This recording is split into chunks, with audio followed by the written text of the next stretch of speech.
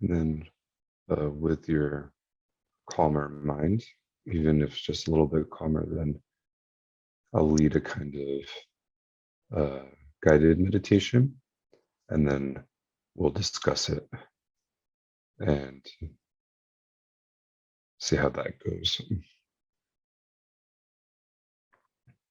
So the first thing, identify or see within yourself how you're feeling, your mood or emotions, just to get a sense of where you're at. So you're feeling sad or angry or depressed or tired or happy, joyful, confused.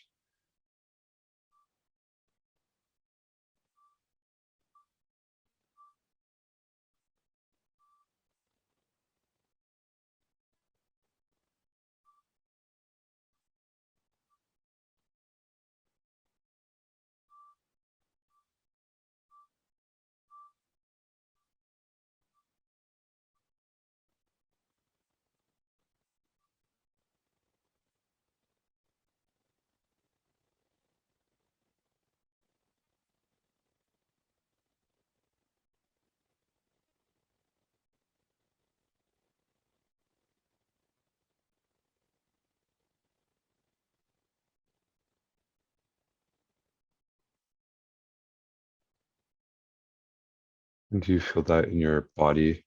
Is there some sort of sign in your body that helps you know what you're feeling? Tightness in your chest or heat in your body or sweating or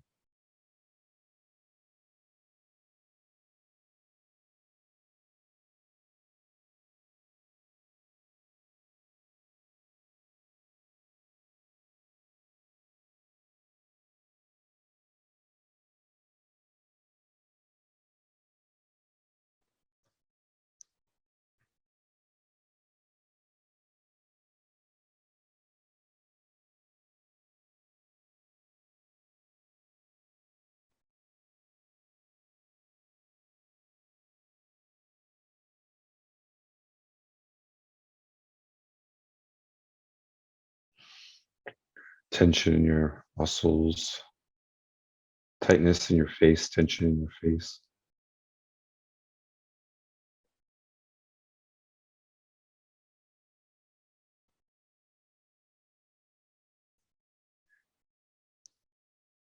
And then I want to visualize um, surrounding you in all directions, stretching infinitely in all directions.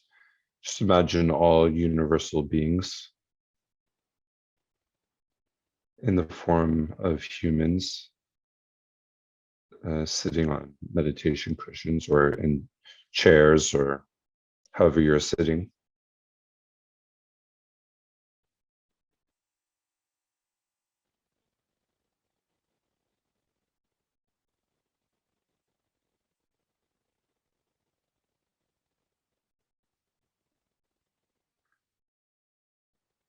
And then in the space in front of you, filling the entirety of space, imagine Buddhas and Bodhisattvas and all classes of holy or spiritual beings as defined by the tradition. Imagine they're sitting on thrones and they're engaging in the activities of Dharma practice or spiritual practice.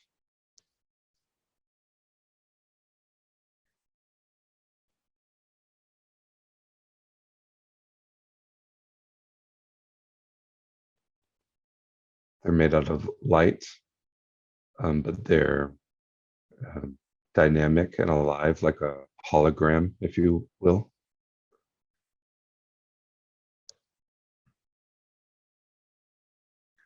And then just try and clarify that picture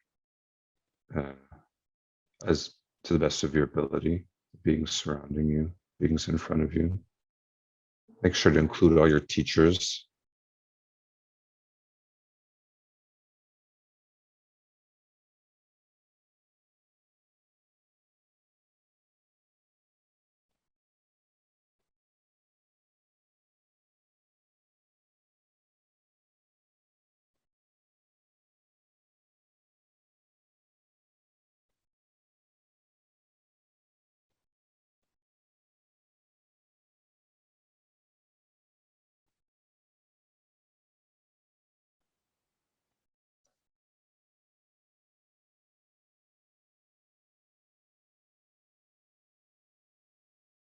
Then spend some time rejoicing or celebrating or feeling good about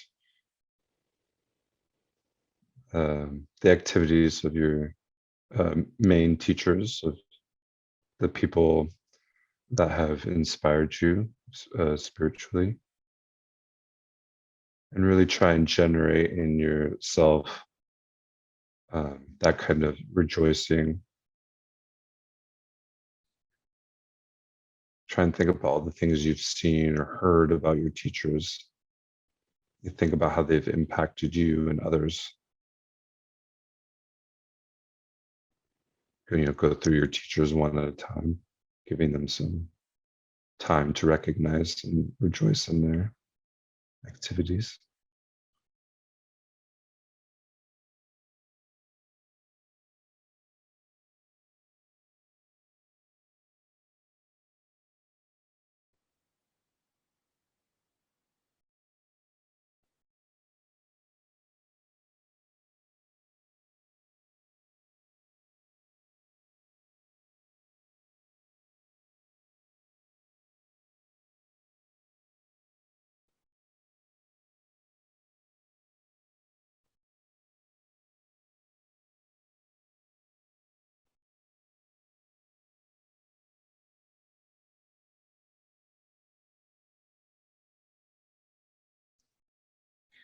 If you need a verbal anchor for your mind, um, like a mantra, if you will, you can say something like, I rejoice in that, I rejoice in that, I rejoice in that, or I rejoice in this, I rejoice in this.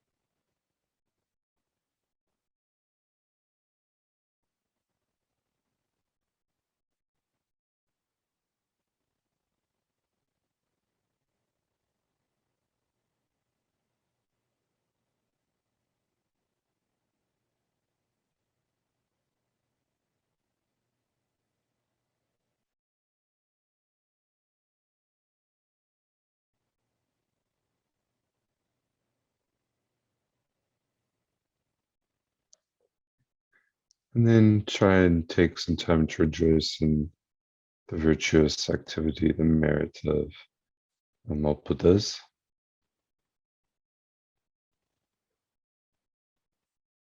So think of and the definitions you've heard, the stories you've heard. Perhaps you have certain Buddhas that you feel particularly close to, Tara, Chinrezi, Manjushri, and there's lots more. All that spontaneous activity motivated by compassion and love for others, that's perfectly skilled, that knows what beings need. And so rejoice in any activity that comes from that kind of being.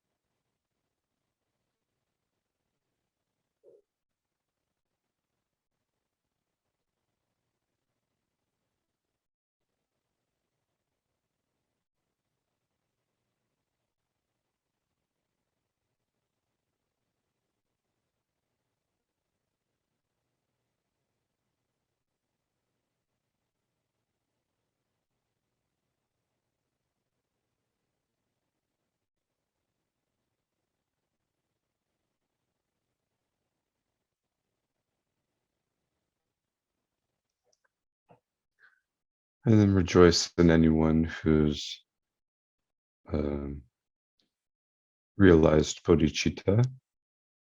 So by definition, anyone who's a bodhisattva. And all the activity, that the virtuous activity they engage in for others.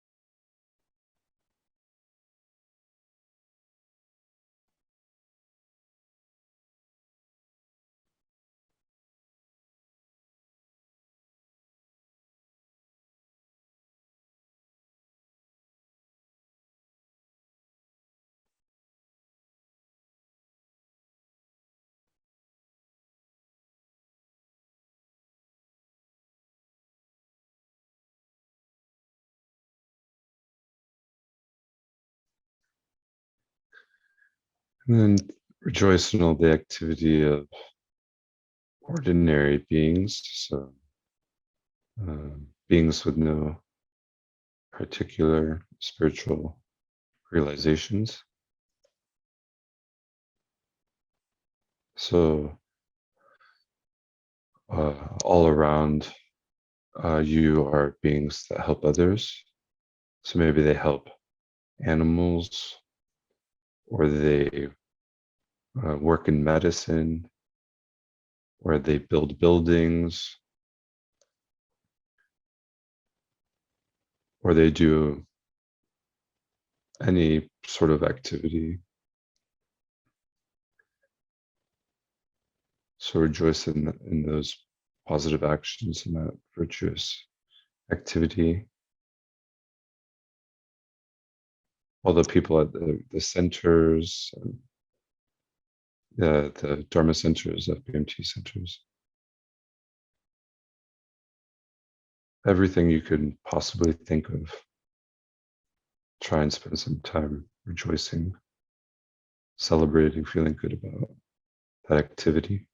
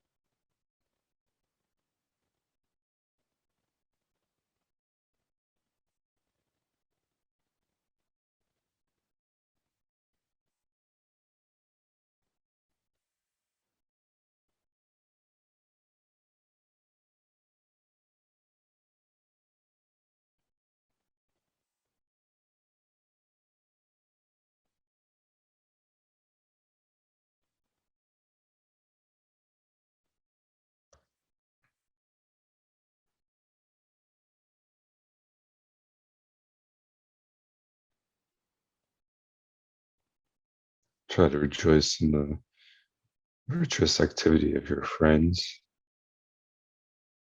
and of strangers and of so-called enemies.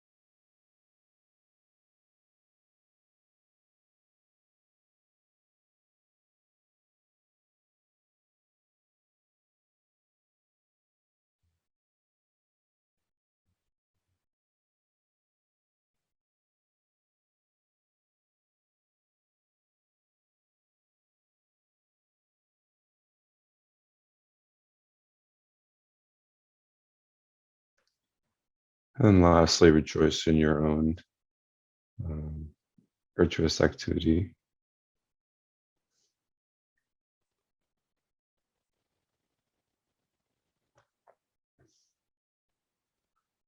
Think of all the ways you've helped others or practiced your spiritual path, or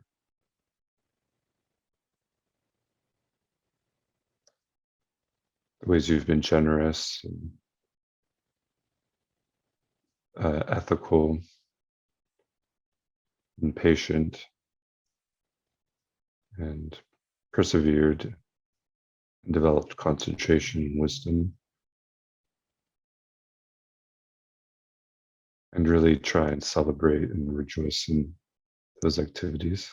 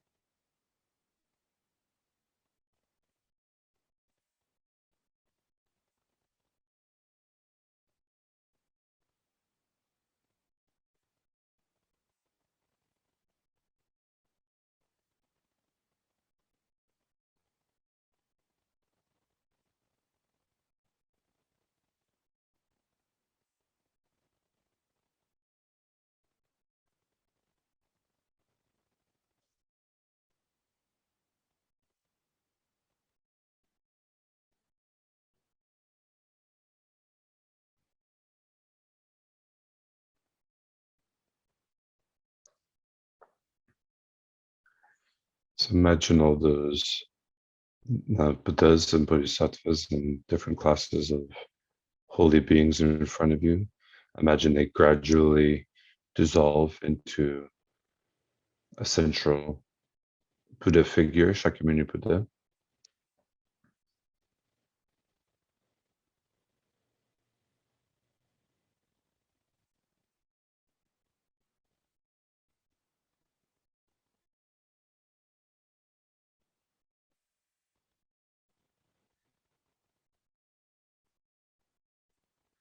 Imagine a Buddha and a replica of the Buddha descends to the crown of yourself and all those beings that surround you.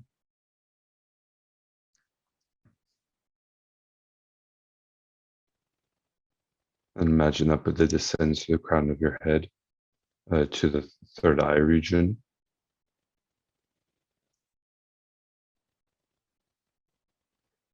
Imagine it fills your body with a white light.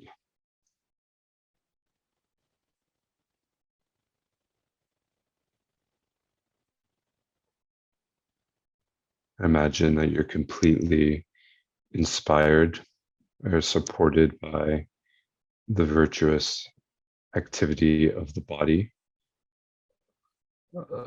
of these of all the classes of holy beings.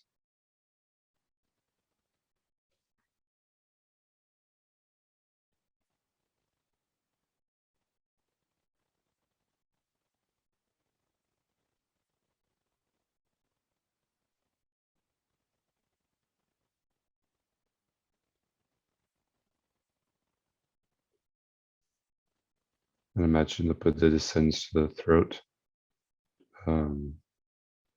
region, chakra, filling your body with red light. And you're inspired by and completely supported by all the holy speech of all these beings.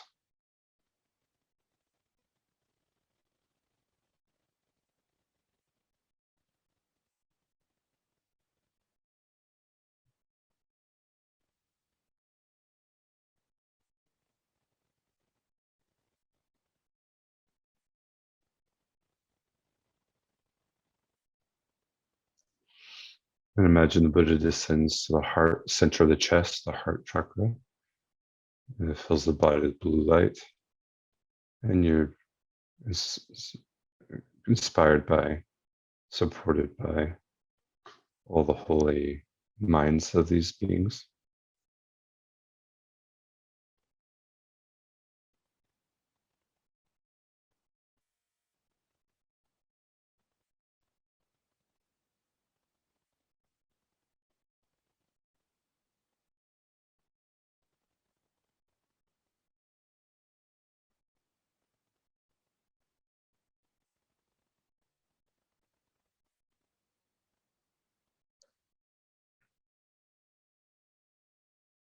And then imagine you're filled with white, red, and blue light simultaneously. And you're completely inspired and supported by the holy body, speech, and mind of these beings.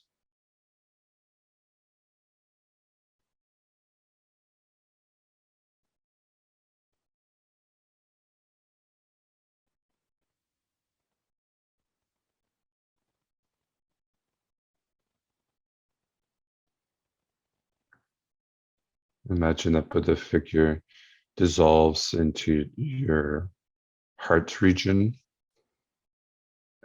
and the heart regions of all beings simultaneously.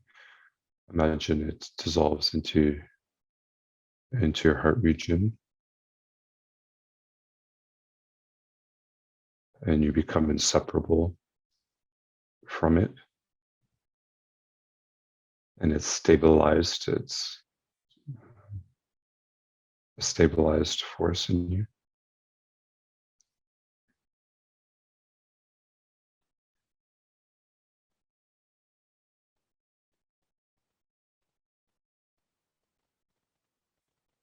And just imagine that your body, speech, and mind becomes inseparable from the holy body, speech, and mind of these figures, of these holy beings. And then just rest in that awareness.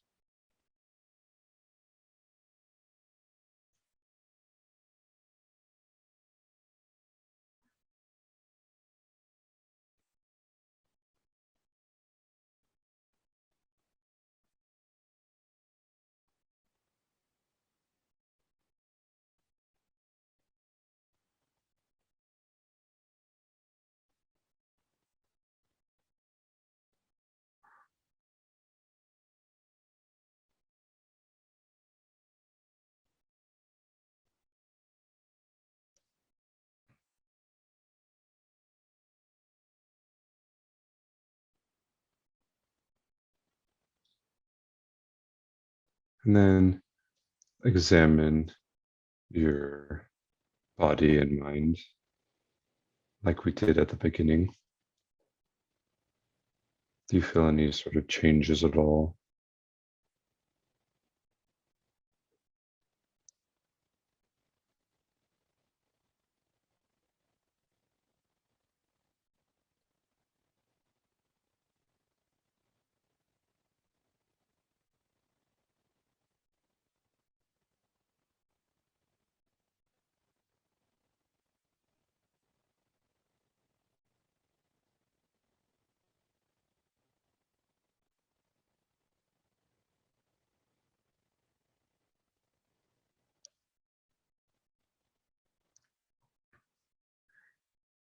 And then relax the mind and body.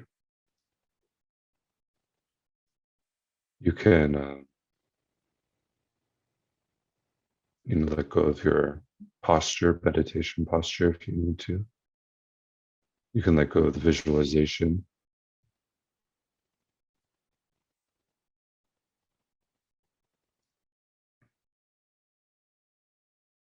And you can just listen to your, notice your breath, or notice the sounds in the room or something just to get you back into your body.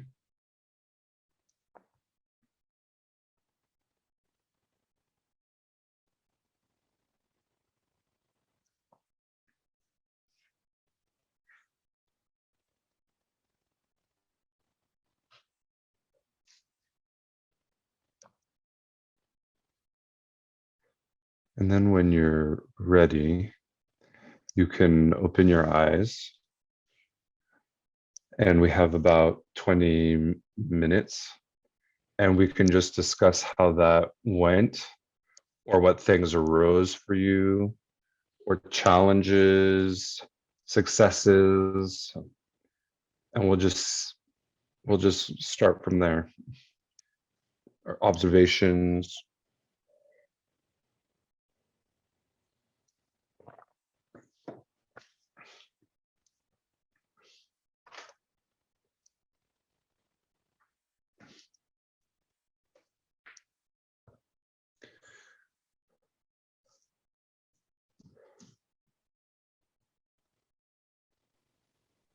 Thanks. That was a great meditation. Mm. It was really good. Thanks. Mm. Yeah, you're welcome. What did you notice about it? I think because I've done so many meditations before that have been on breathing or with one topic, where this just kind of took you through so many different portions of really what's going on in your mind, which was really good. Mm. So it's more dynamic or something, less. Yes. Less stringent, so to speak, where it was just focused on one thing.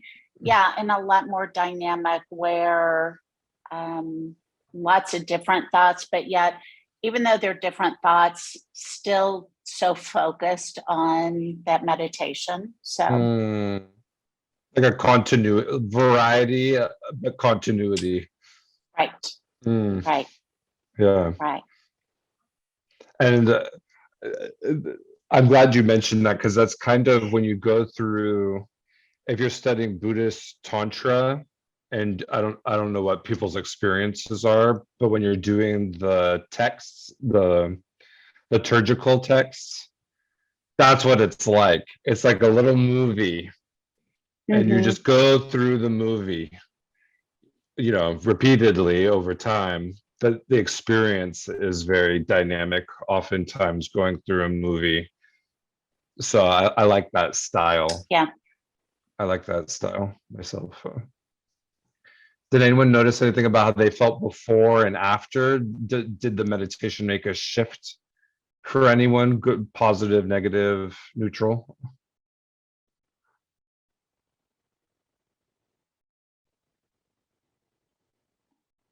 At the beginning, by the way, I agree with Tracy. I liked it. That was a very dynamic kind of meditation, and I appreciated that. At the beginning, you did the kind of like a let's check in and see what we're feeling. And I'm like under a lot of stress right now because I'm moving. And I feel like when I get under this amount of stress, I feel like that like every emotion is there. I feel like the bow string has been pulled back and I don't know what's going to fly. And so it's like it's kind of interesting to have all of those emotions at once. And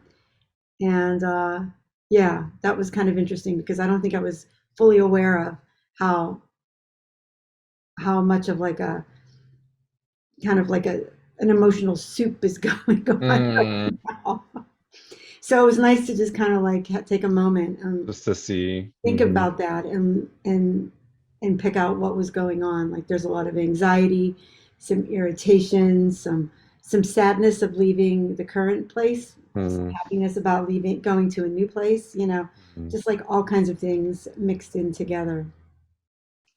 Yeah, so that was a nice opportunity for that. And so once all that got kind of like pulled up, it was nice to go through the rest of the meditation and just kind of soothe things. Did anyone notice? Was it easier to rejoice in certain categories versus other categories? The thing I noticed is rejoicing about myself was very, very, very, very, very, very difficult.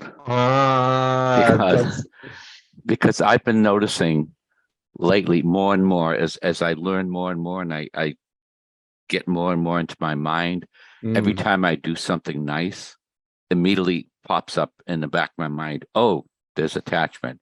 Oh, I just want people to like me. It's like everything I do now is tainted. And the taints get, it becomes more and more part of whatever I'm doing, even though it may not be, but that's what my mind is doing to it. And so what was it like to try and legitimately rejoice in your own beneficial activities? It turned into not being so much rejoicing as to sympathizing with what was happening. That's and interesting. Just being, and maybe trying to turn it all into emptiness. Okay. You find your own strategy. Yeah. I find a lot of people find it hard to legitimately rejoice in how they benefit or help others or alleviate. Commonly, I think people find it hard to focus. Did other people have the same experience, different experience? We got a head nod. What was your experience, Tracy? It was. I think as far as with me is it's that attachment. I work a lot with special needs children and adults, and every time I walk away from it, it's just like I just rejoice in my heart that I am able to do that. But kind of like what Lou said, then I kind of have to stop myself, like, am I so attached to them that this is why I'm feeling this way? And then it was really strange. I was doing a meditation, and all of a sudden it came into my mind that all of these people were like bodhisattvas, and that they were there to guide me on my way.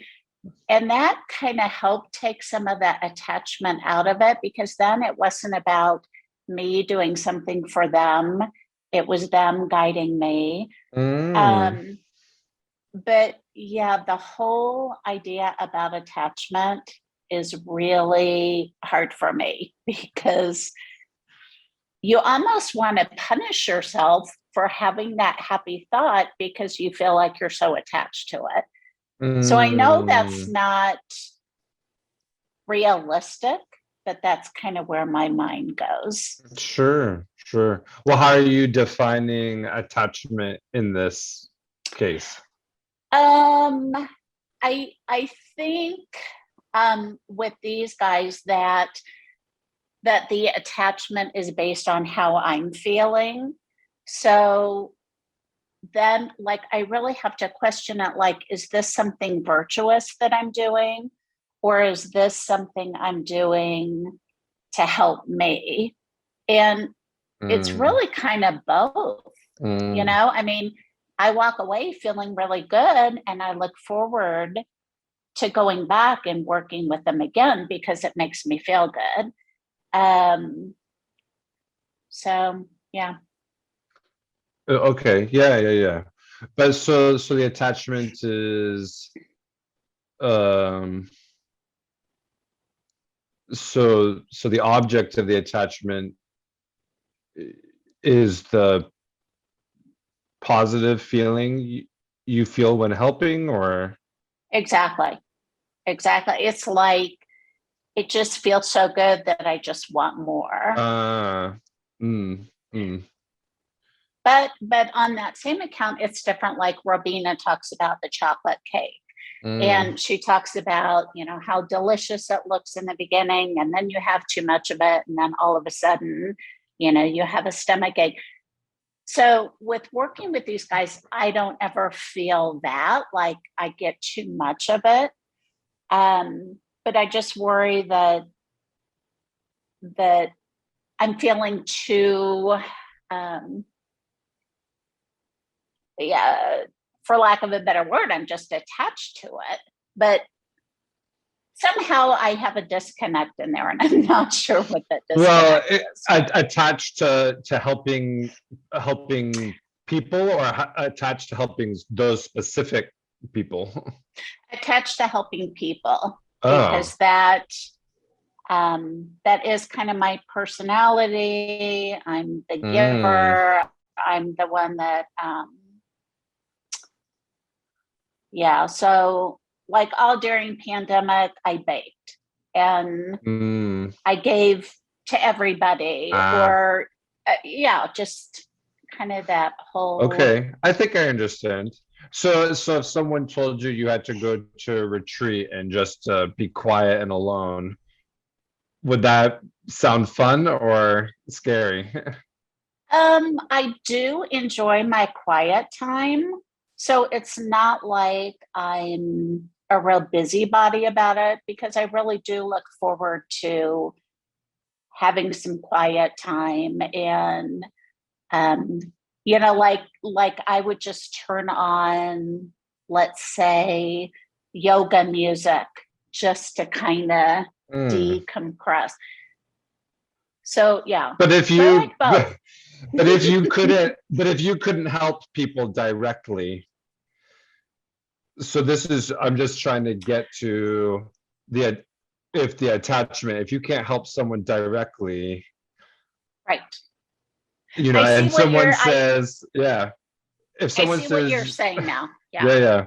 It's just a thought experiment, really. I'm not telling you to do X, Y, or Z, but it's interesting to what's the object of attachment? Because if you have a high enthusiasm for benefiting others, that might not be so bad from this worldview, from a Buddhist worldview. They'd be like, oh, that's pretty good. But sometimes people have a hard time where they can't directly help others, or they have to do something that you can't get any recognition for because no one even knows you're doing it, or this is the way I like to help others, then we can sort of dig in to find out because the general thrust of wanting to benefit others sounds good. Right. So it's just a thought experiment to consider. How Okay. about you, Barbara? Did things come up for you during the meditation that were tricky about yourself, or it could be anything? Yeah, I think that I get attached to that kind of like dynamic where I'm either the helper or the I'm the one who tolerates it. I read this little story of Lama Atisha and his cook, and he had Mm-hmm. this like ill-tempered cook, and everybody was like, "Why don't you just Mm-hmm. get rid of the cook?" And Yeah. and I look around and I'm thinking, oh, like that's my cook. That's my cook. It's like I need to. That's learning patience. That's learning, Mm. tolerance and compassion. And just recently, I kind of had a revelation that I'm also somebody's cook. Like, Oh, that's like, good. and there's a bit of like self-cherishing that kind of like busted up that like it's not just me that's walking around trying to be this like have these saintly virtuous qualities that I'm probably getting under everybody's skin just as much. I'm not saying everything's tense, but I'm saying that it's probably a give and take, and I've just not recognized that. And Mm. I somehow How was that helpful for it's you? helpful in that I can see the other person as really being tolerant and virtuous and having good Uh, qualities, not just being this thorn for me that like I need to let go of this image of myself as being, I don't want to say victim because I don't think that's what it's like. Somehow I can tolerate these things more, somehow I can help more. This is, and really I don't, that doesn't serve me or anybody else to put me in that position. mm, And so just recognizing that it's all give and take, and that mm, we're kind of learning from each other. Like I'm giving them an opportunity to learn. mm. I love it. In some cases, they're probably doing much better than me without that awareness. Yeah. That's just their nature. And for me, I have to go against my nature, which is to be impatient, to be like hyper and, these different Mm, things to try to rein that in. And other people seem to do it so effortlessly. So it's a mm, learning experience for me in a different way. mm. Yeah. So a lot of that's been coming up a lot lately is that, I'm not as, I kind of thought I was on the fast track to virtue for a little while with Oh. the classes here, and I think I'm really just on the on ramp. I'm not as far along. Yeah. Yeah, that's Thanks for pointing that out. That um yeah, that we may also be challenging to other people, and um yeah, I find myself doing that too. It's like, wow, there's people that legitimately think I'm really annoying, yeah, which is hard to believe at times. right. But yeah. Uh, and I like also that you brought up when we start studying these things, we see the messiness all of the sudden. Like you talk about being on the on ramp, we want to be on the fast track, but then there's some recalibration that happens where it's like, wow, there's so much work to do, but not in like a self-disparaging, depressed way. Just like, wow, now I see the messiness more, or I see the potential for growth more. So I like that you said that. Yeah. Thank you. And it feels like that brings me, as far as I understand it, the way Venerable Rabina talks about equanimity is like kind of removing yourself from the equation, Mm, and like seeing that, you know, sometimes sometimes I think maybe I put myself at the center of things, and not in necessarily a directly selfish way, like give me, but it's like I want to give, and it's like, but that kind of puts me in the center of things too, and mhm. that's not that, you know, Isn't everybody that can be at their funny? own center if that's Yeah. the case. I think that's very interesting. There is a sense in which we look at these ideals, these spiritual ideals, and it seems like we won't have any, I don't know how to explain it, but I feel it. Like we're trying to progress towards an ideal, and on the way it somehow seems like we don't have to participate with people anymore. We don't have to have any needs anymore or wants anymore. We're always going to be the giver. We're always going to help. We're never going to need help. We're never going to need things given to us. I don't know if I've captured that right, but Yeah, I can give, and how it causes us to be the center instead of, I don't know, there's a time when we need the help, and sometimes we need to give the help, and I don't know. I'm not even sure where I'm going, but I can give an example. My mother was a lovely woman, and mm, she would never pay to go out to lunch with her. She always insisted on mm, paying. And so there were many times when I wanted to treat her to lunch, and she wouldn't let me. She was like, "No, no, mm, no, you're not going to pay," you know. mm. And she did it from a really good place, but she got that good feeling, whereas I didn't get to have that good feeling, Ah, you know? So interesting. it wasn't a give and take. Yeah. And, you know, and it was a beautiful blessing that she did that with everybody, but like, you know, you started to feel kind of indebted, and you felt like, you know, you would like to have that feeling as well to give Mm, to her specifically because she was so mm, generous. And mm, so, you know, I do find that maybe I have a tendency to do that where uh, if somebody has a problem, it's like, here, this is what we're going to do. And that kind of deprives the other person from figuring their own mm, situation out. And mm. I think maybe that starts to border along the line of like codependence, but that's Well, I another think it's topic. I think it's very interesting to think, is there,